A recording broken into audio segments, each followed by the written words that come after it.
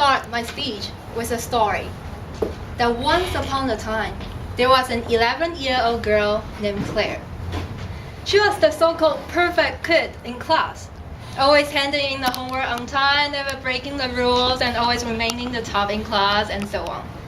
So therefore, she was never scolded by her teachers. She was studying in a bilingual elementary school, which cared a lot about holiday celebrations. When she was in the 5th grade and when the school was busy preparing for the holiday celebrations, Claire's class and the other classes were in charge and compete for their classmate haunted houses. So Claire and her 3 teammates were in charge of posting the posters. They went around the school posting the posters everywhere. Suddenly, one of the teammates had an idea.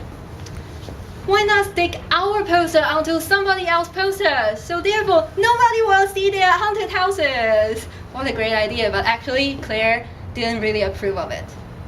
But other teammates, they all stick to a plan. So they again went around the school, but this time they stick their own posters onto somebody else's posters.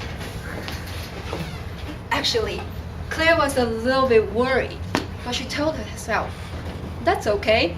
I didn't do it because I object to the plan. I didn't do it, so it's not my business. The aftermath was really simple. Of course, their naive deed was discovered. But out of Claire's utmost horror, she was for the very first time scolded severely by her teacher along with her 3 teammates. It is hard to describe her horror and shock. Why me? I didn't do it! Her teacher later explained that as a team, they have to bear the mistake together and be responsible for each other. As a team, so they have to be punished together. At the end, they were punished to double their homework for a whole week. This is the end of my simply ordinary story. And I have to confess to you that the little Claire is the now grown Claire here. And, well, the most significant effect that the event had made on me is that it was my first time to realize teamwork is not only about me being good. Teamwork is about we all be good. And teamwork is not only about dividing work into pieces. And then I came to think about the general purpose of teamwork. When we were little, teamwork can somehow resemble playhouses, 扮家家酒. We pick a role, play it out, and voila, let's give it a happy ending. But there must come a time that we came to realize that teamwork is not only about dividing. A team is a unity full of individual spirits. So it is more like uniting and bearing the responsibility and glory together. After all, a team should be seen as singular. But what exactly does teamwork bring us? And most importantly, how do we go back and forth between teamwork and our own personal styles? Or sometimes we may call it individuality. In my opinion, there is a bidirectional relation between teamwork and individuality.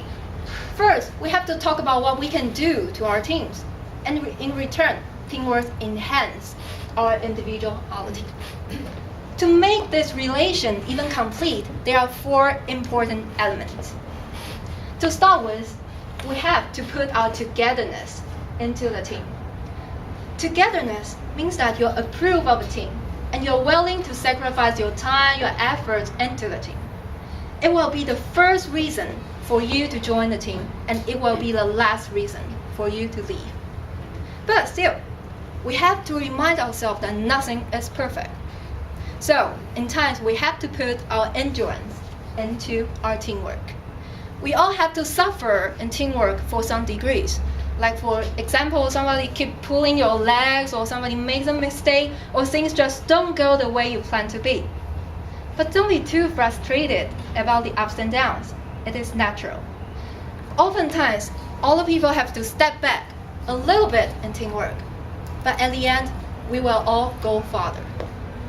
So, After we devote to our teamwork, it's time for us to get something in return. And first comes the advancement. Like the old wisdom, alone we can do so little, but together we can do so much. When we put our strengths together, we create a lot more opportunities. So prompt yourself to take any opportunities your team offers to you, to make breakthroughs, to seek progress. Don't stop at a spot and say, well, I had enough. Try to change and dare to change. And during the process, you will find meditation. Meditation is about self-reflections. Teamwork makes you understand yourself more. And during the process, you got to know what you're good at and what you're not. You may find that you're good at leading, or you may discover that you're actually not that careful as you originally thought.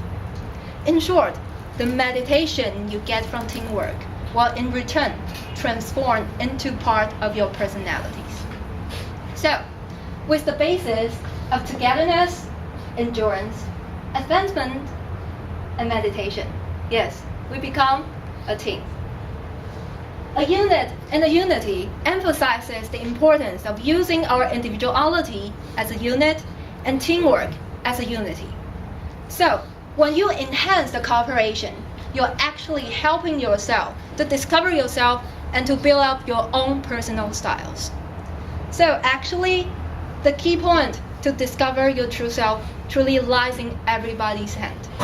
And by cooperating between teamwork and individuality, we're actually constructing a door to the answer. Because coming together is a beginning. Keeping together is progress. And working together is success. Count as share.